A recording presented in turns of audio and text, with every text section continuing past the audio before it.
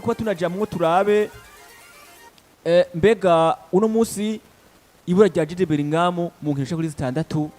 ubwo nta kintu kiyo korononekara ku ruhande rwiwe Bwana Houston ni Jude Bellingham tutavuze ibintu bikomeye cyane ku munsi novuga ngo wejo ibitandukanye ariko izina rya Jude Bellingham novuga ngo ryagikuba ligira novuga ngo ikibazo cy'ukwezi kose atari nyuma y'ikibuga ubwo ivurika rya Jude Bellingham ntaco bike ko vyonona mu gwitwa Madrid kugeza muri kano kanya twikwiraba nivyo karafasha mu gwitwa Madrid muri no sezo cyane kuri kumereza yitwa Alvaro Arbeloa. Ubundi ibura rya Jude Bellingham mu Real Madrid ritegeza kugira ico risiguye muri no mu Real Madrid. Yes. Ariko dutegeza kuza kuraba ati risiguye ikintu kingana gute. Burya bavuga ati ngo ivyera byose suko aramata. Hari n'ivyera ariko ataramata. Yego. Jude Bellingham numwe mu bakinyi ugarutse ukaraba statistike ziwe kugeza muri kano kanya mu Real Madrid. Aho ndavuga toute competition confondue. Mu nkino 28 Jude Bellingham amaze gukina iminota 1974 amaze gutanga assist zigera kuri 6 ibitsindo bigera kuri 4. Bivuze mu nkino 28 afise uruhara mu bitsindo 10. Nivyo dukaraba ibiharuro si bibi ariko bigereranyije na Jude Bellingham tuzi ubundi ushobora gusanga ibiharuro ari bibi.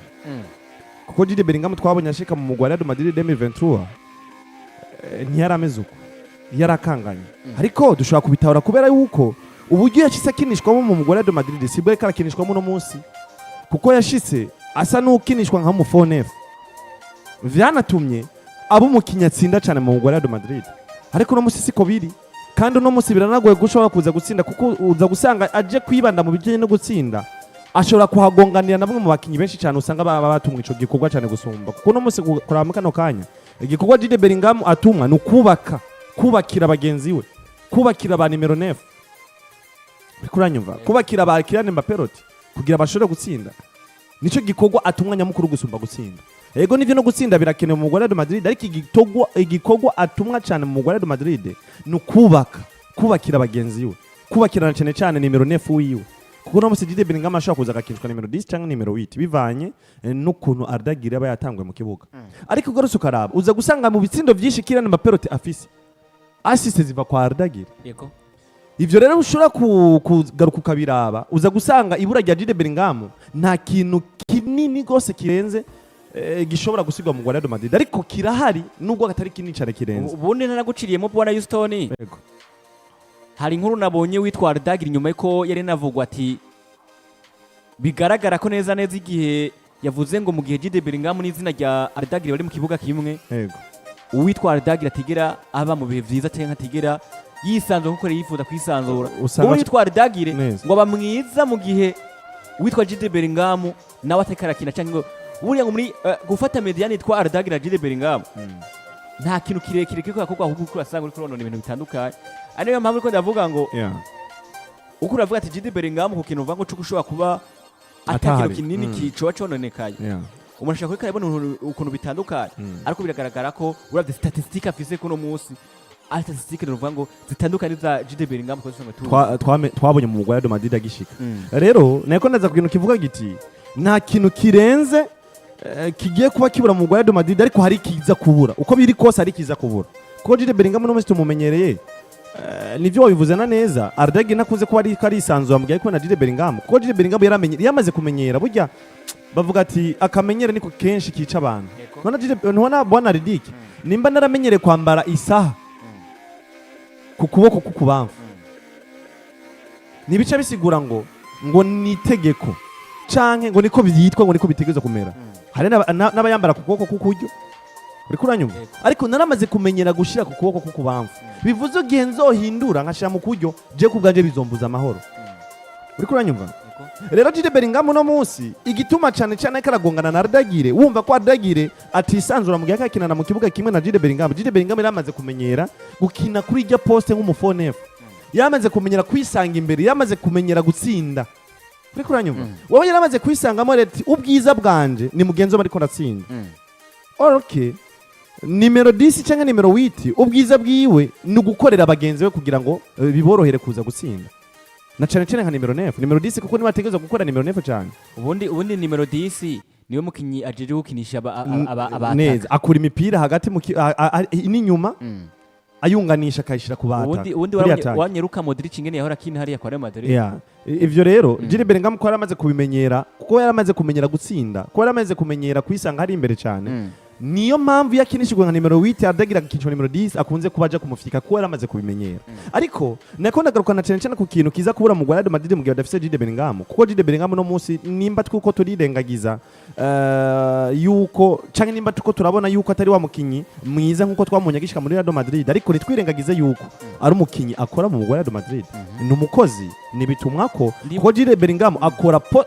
azunguruka ikibuga cyose ubundi twarigeze kuba tunavuga turatanye deba umunsi umwe mu biganiro nimba ntihenze byo mu ndwi heze yego twavuze ati hagati ya Redagira na Jude Bellingham nuwe mukinya kuye kuba yo nakinwa atangura mu kibuga icyo bivana n'ivyo bukeneye muri urwo rukino ivyo navyo bikeneye ndisubiza ko umuntu yasiguye yego tuvuga tuti biraza gusaba n'ibintu umuntu aba yifuza ko karakina rero nkitumbera ngaho nyine ku kintu kiza kura mu Real Madrid mu gihe baza kuba badafise Jude Bellingham baza kubura bwa bukozi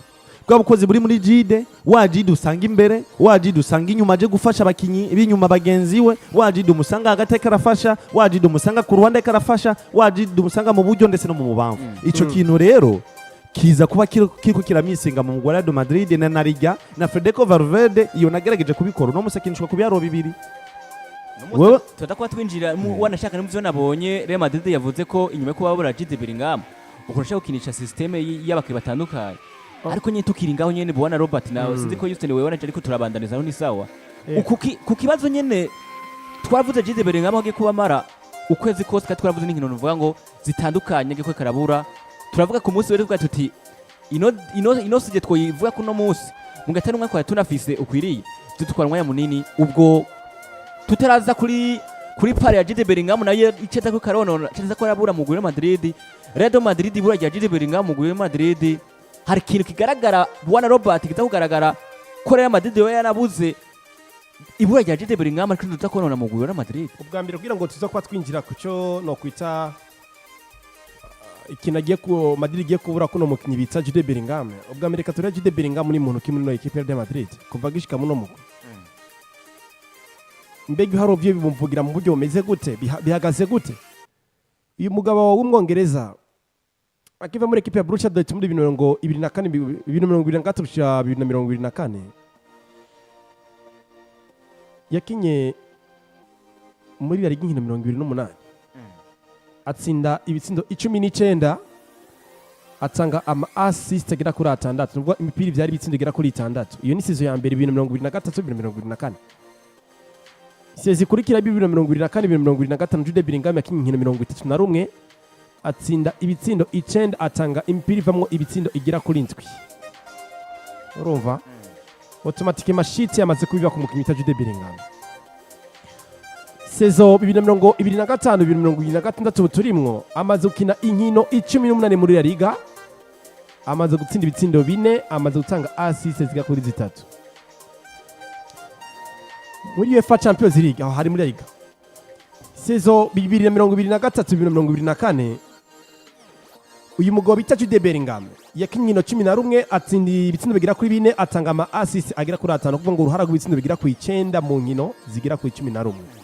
saison exceptionnelle 2024-2025 yakinye inkino 13 atsinda ibitsindo 3 atanga imipira ivyari ibitsindo bigera kuri 3 uruhara rw'ibitsindo bigera kuri 6 mu nkino zigera kuri 13 si bibi uno mwaka amaze gukina inkino zigera kuri 7 muri UEFA Champions League ibitsindo 2 asigira kuri 1 yes ibi biravuze iki ego no mukinyasi mu buryo bw'imyitwarire mu kibuga performance yarasubiye inyuma ariko Jude Bellingham afise akamaro gake muri equipe ya Real Madrid no mukadira akomeye muri equipe ariko tugiye kuraba inkino agiye kubabura kiraza ko ikibazo gikomeye cyane hagati mu kibuga kubera iki of course aramandi option bashobora kuza gutanga gukoresha hagati mu kibuga twanga byiza kuko nuwo Bellingham ari mu hagati mu kibuga byagaragara ko urugero atari guhiza akatanga ibintu atari byiza ariko mbega izina babuzi yitwa Jude Bellingham bisigwa iki muri football mondial mbega risigwa iki mu Real de Madrid binagaragara ko hagati mu kibuga kwa Real de Madrid ego bivanye nuko ari karitwara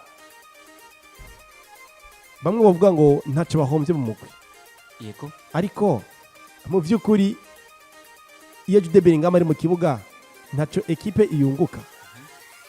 tukavuga ngo ushobora kugira izina ntiritange byiza mu kibuga ariko ibyo rimaze kubaka mu mupira w'amaguru ikaze gatera ubwoba mwa adversaire guhura nabo kugira uhora bumva ngo Real Madrid afite Kylian Mbappé rote irafite Vini Junior irafite izina rya Jude Bellingham amazina ashika kuri 3 niyo yama aza imbere y'andi mazina ubundi abamenyereza kubwira ngo gutegura ekipe iri mu umukinnyi akomeye bigora kurusha kujya gutegura ekipe bigaragara ko atamukinnyi akomeye arimo kuko uravuga ngo reka ntegure match ariko iyo hari umukinnyi akomeye mu kibuga uvuga ngo reka nza gutegura urukino nige no kuri nakane guteno muzibira ugasanga wizi urukino prise n'umukinnyi ivyo navuga ngo ni kintu ruhobo bwa mbere ko umukinnyi bigaragara ko karagereza gutanga umusaruro wiwe mu gukora iyo pressing ko ibura rya Jude Bellingham automatic mbaraza kuri kino kwita pressing hagati mu kibuga babure kino kwita interception nyinshi ku mukinnyi bita Jude Bellingham kuko niwe yabikora cyane gusumba abandi bakinnyi bose akina hagati mu kibuga ariko nuvuga ngo n'uruhombo rusino ko inkino agiye kubona inkino zikomeye wanashaka ngira ngo baza kubizitubwira izo nkino kuko bafite na match ikomeye ya match ari R2 bazafise umugabo bita Jude Bellingham icongewe ko kuri match ari ya Benfica de Lisbon nazafise umukinnyi bita Rodrigo n'umukinnyi bita Raul Asensio kungira mu izina rya Jude Bellingham ni effective izogaragara ko yabuze abakinnyi badasanzwe kandi bakomeye Jemon Amapar kura Jude Bellingham hagati mu kibuga kwa Real Madrid hari ruhombo ruzogaragara hagati mu kibuga ngihengere cyo mugabo kuko namaze kubwira bazo ibintu bibiri ubwa mbere ni pressing no kuvuga ngo kino kwita travail physique izobura kongera kino kwita interception kuko umukinnyi urako yakima imipira myinshi hagati mu kibuga kandi akabikora mu buryo bwiza so mbona rero ari uruhombo rudasanzwe kuri ikizina Jude Bellingham hagati mu kibuga kino y'uno mugwi wa Real Madrid uno munsi turumvise ko hari kintu bavuga ngo umugwi witwa Madrid za kuri kurahomba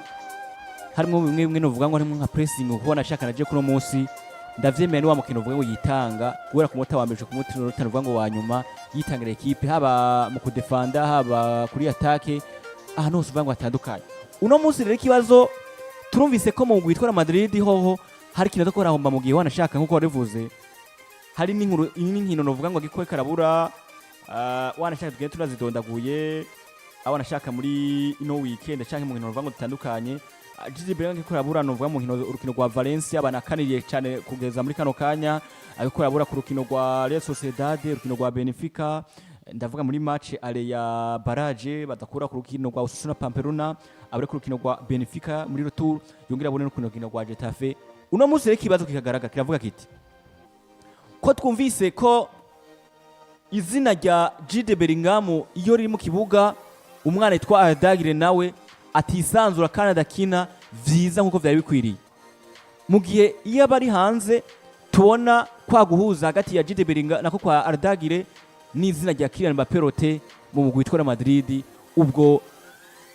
Jude Bellingham we ubwiwe ntagikwe karahomba mu mugwi wa Madrid akavuga ngo ashaka kuzogaruka agasanga ibintu uvuga ngo bitandukanye biriko biragaragara kuno munsi ico ndiko ndiyumvira Ardagire siko kajya gushobora kuba nawe avuga ko agiye kuba yerekana novuga ngo urwego rwiwe rwiza kuno munsi mu mugwi witwa Real Madrid tukavuga Jude Bellingham nawe karahomba kuno munsi ubundi uyu musore w'umunyatirikiya bita Ardagire vyanagaragaye ko ari umukinyi ni mwiza kuri nimero 10 akora akazi neza ka playmaking role ariko Jude Bellingham ni umukinyi mwiza ku nimero yihe reka twemere muri equipe ya Borussia Dortmund bamukinisha ku nimero 10 ariko iyo nimero 10 yatanga ibimeze gute mbega igihe amaze akina ku nimero 10 muri equipe ya Real Madrid ni Jude Bellingham mwiza ko turabona gusumba Ardagire icyo ni cyambere ubu tuvugana vyagaragaye ko umukinyi bita Jude Bellingham banamuhinduriye poste akina ku nimero 8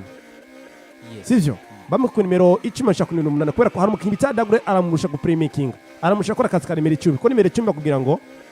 kora akazi gufasha inimero abataka gukina sivyo ariko umwiza kurusha Ardagire ninde muri Real Madrid ntawe hari uwo Jude Bellingham bahurira ku nimero 10 bigaragara ko Ardagire aramurusha ubwa mbere umbajika responsibility Ardagire araza kuba zifata neza hakati mu kibuga ngo aze kubiyagiza igihengere cyo mu kimita Jude Bellingham ubwa mbere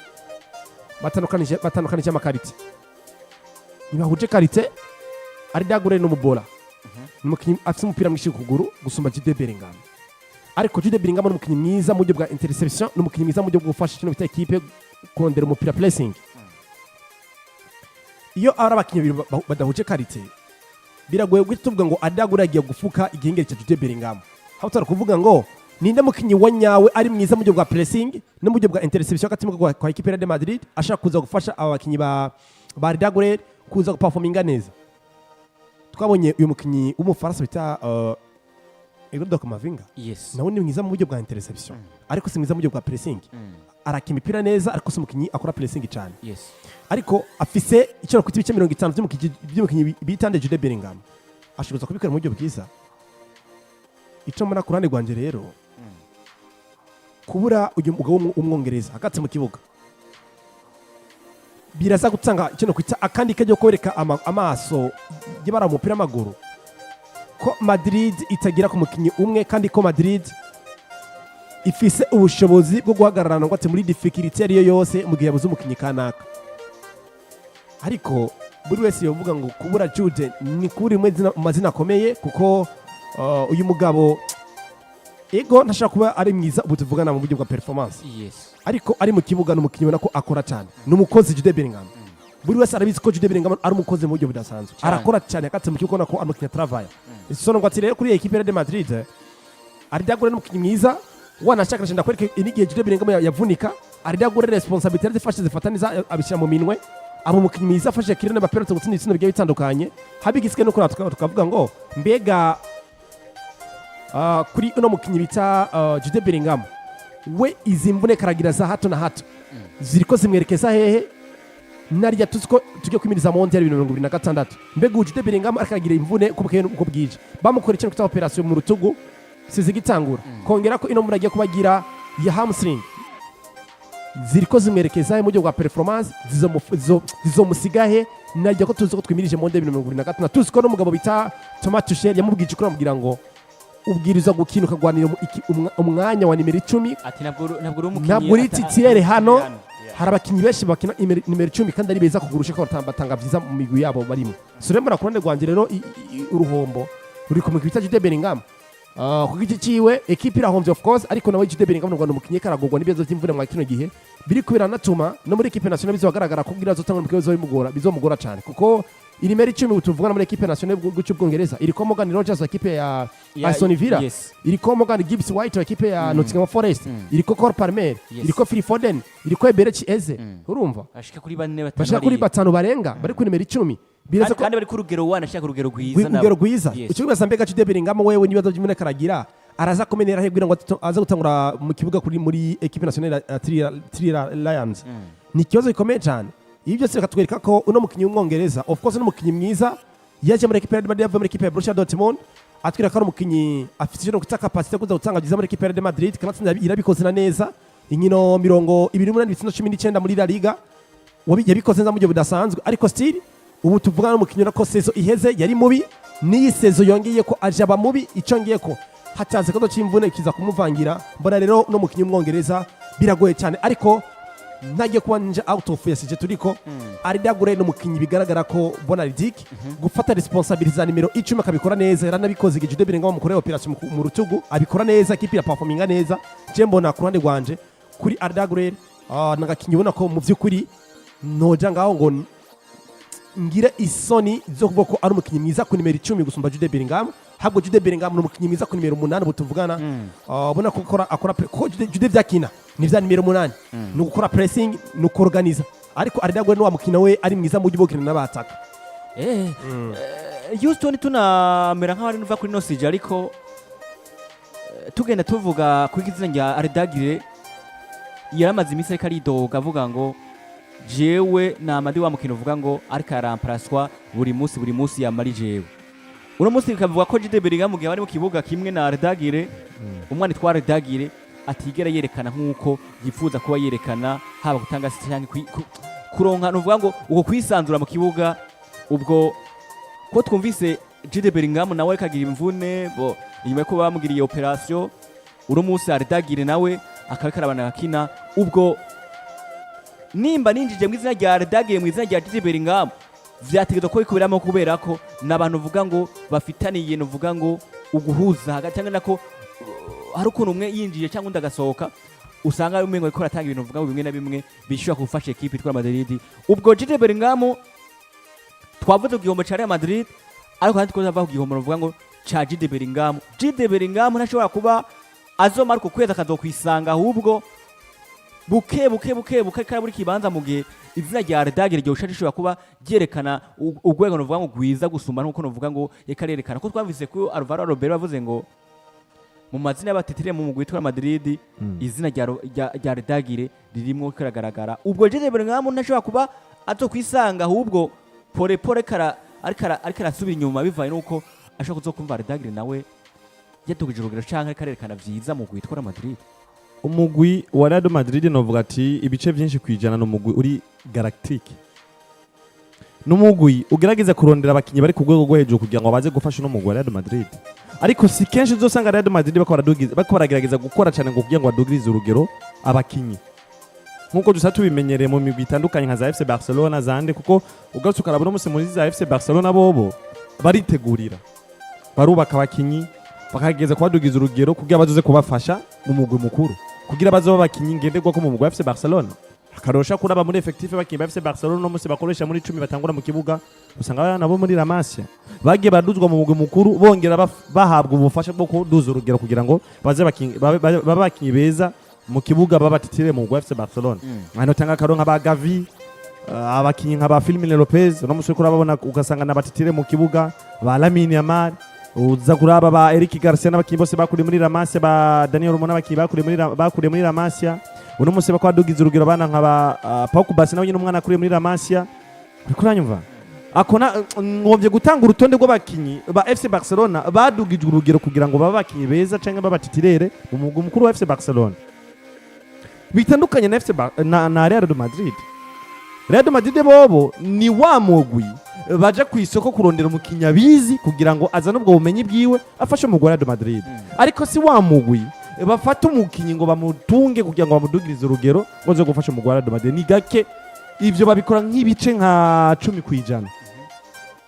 Rero Jude n'umukinyi n'ivyo bagiye kugura muri Borussia Dortmund kwa ko bamubona ko ari mwiza, babona ubwiza bwiwe nibabuzana mu Real Madrid hari nyungu nyinyi cyane bazotegezwa kuronka muri mu Real Madrid. Abaramuzanye kandi ubwo bwiza n'ivyo yarabutanze mu mwaka we wa mbere yashitse, ndetse mu mwaka wa kabiri yaragerageje arabikora. Ariko Jude Bellingham yabaye wa mukinyi uko imyaka igenda ahubwo niko aterasubira inyuma. Nimba tuko turabona Lamine Yamal saison yiwe ya mbere ya 2023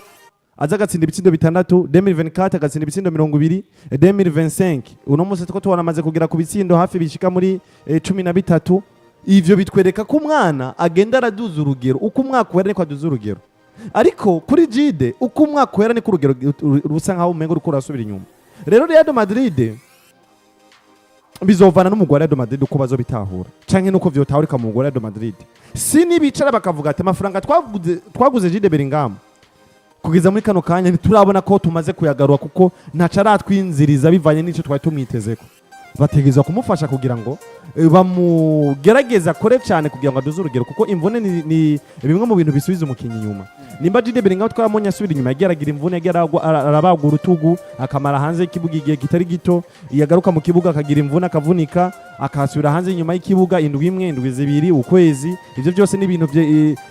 bifise uruhara mu isubira inyuma rya Jude Bellingham. Nibaza yuko rero ko barakajyo keza ko kumva ati kugira Jude Bellingham bikunda duze urugero ni kumufasha ega icizere nico cyonyene giha umwanya umukinyi mu kibuga kugira kine. Ubundi gatsa kuri Jude Bellingham ku rugero rw'iyo bwa mbere nabwo ngo gutsakatsikanza biragoye. Uti mu buryo meze gute? Ego abamenyereza rwo kubugira kuri bubiri. Ubwa mbere hari umunyereza akubwira ngo produit fini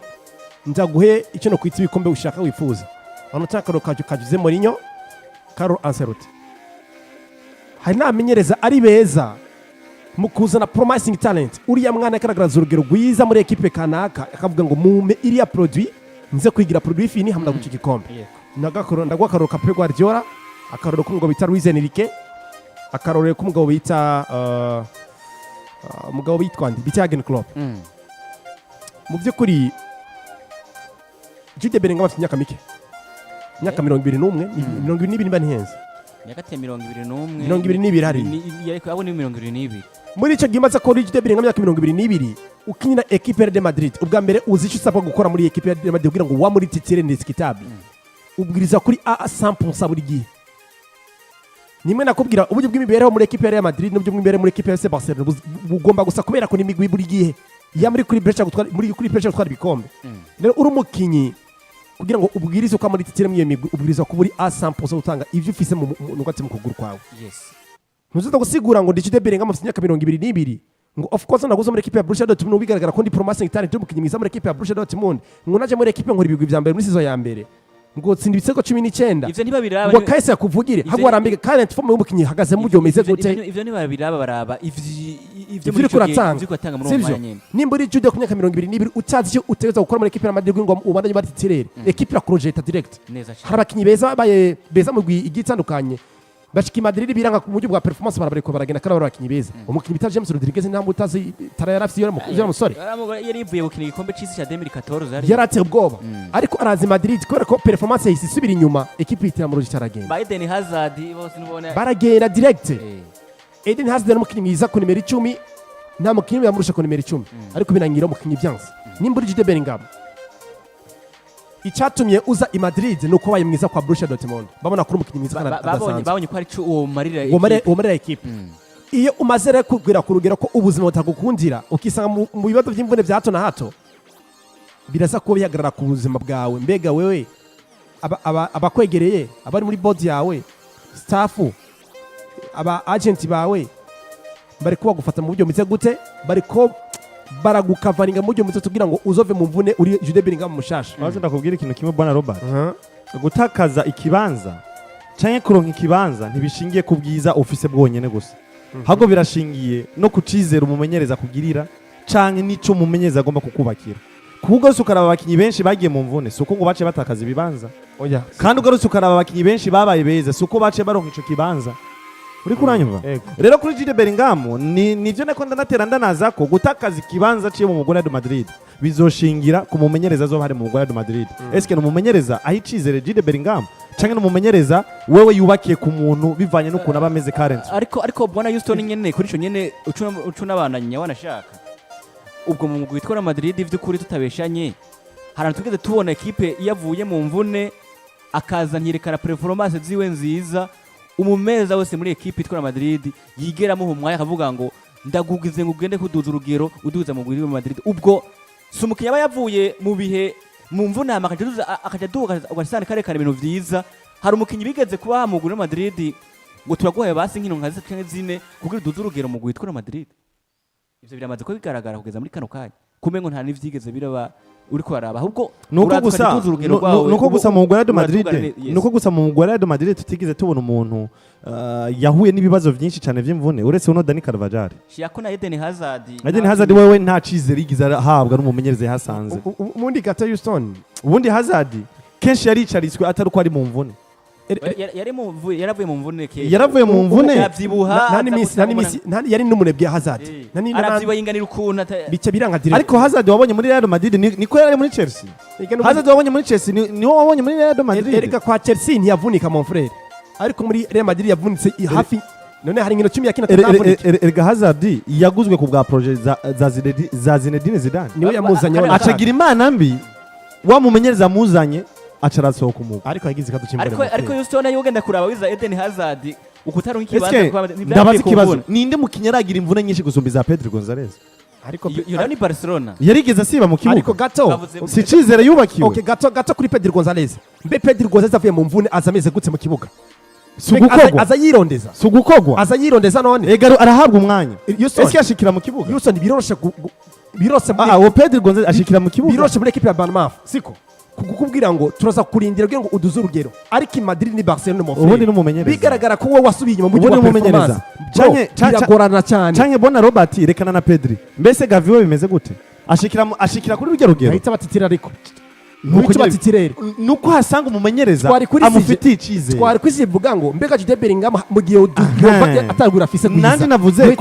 nandi navuze ku mumenyereza rero oya kuba titirere byo biragoye kuko bimusaba kumanza kumwubaka no kumutegura kugira ngo urugero rwe ndakubwira ngo ruze 100%. bro naceka ndakubwiza ukuri i Madrid ni Barcelona